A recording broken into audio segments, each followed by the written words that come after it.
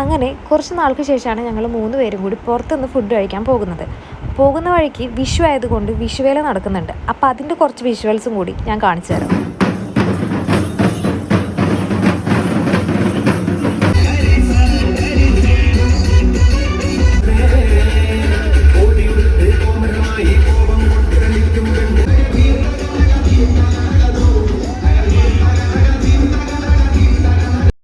കാഞ്ഞിരത്തിന്റെ ഈ ഒരു അറ്റം മുതൽ ആ ഒരു അറ്റം വരെ ഇങ്ങനെ ഓരോരോ കാഴ്ചകൾ നമുക്ക് കാണാം കേട്ടോ. പിന്നെ നമ്മൾ വന്നത് ഞം കഴിക്കാനല്ലേ, അതുകൊണ്ട് നേരെ ചിക്കിങ്ങിലേക്കാണ് പോയത്.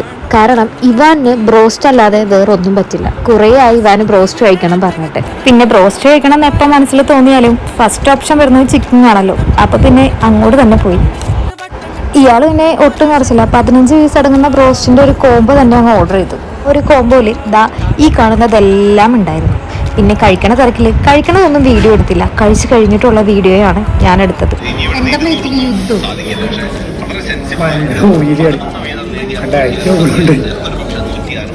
അങ്ങനെ വയറ് നിറയെ ബ്രോസ്റ്റ് കഴിച്ചിട്ട് ഞങ്ങൾ തിരിച്ചു വന്നുകൊണ്ടിരിക്കുകയാണ്.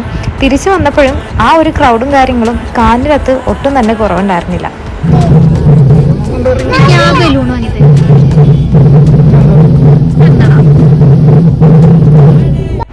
പിന്നെ അങ്ങോട്ട് പോയപ്പോൾ ഞാൻ ഫ്രണ്ട് സീറ്റിൽ നല്ല അടിപൊളിയായിട്ടൊക്കെ ഇരുന്നെങ്കിലും തിരിച്ചു വന്നപ്പോൾ ആ സീറ്റ് എനിക്ക് നഷ്ടമായി. അതുകൊണ്ട് തന്നെ ഞാൻ അത്ര ഓക്കെ അല്ല.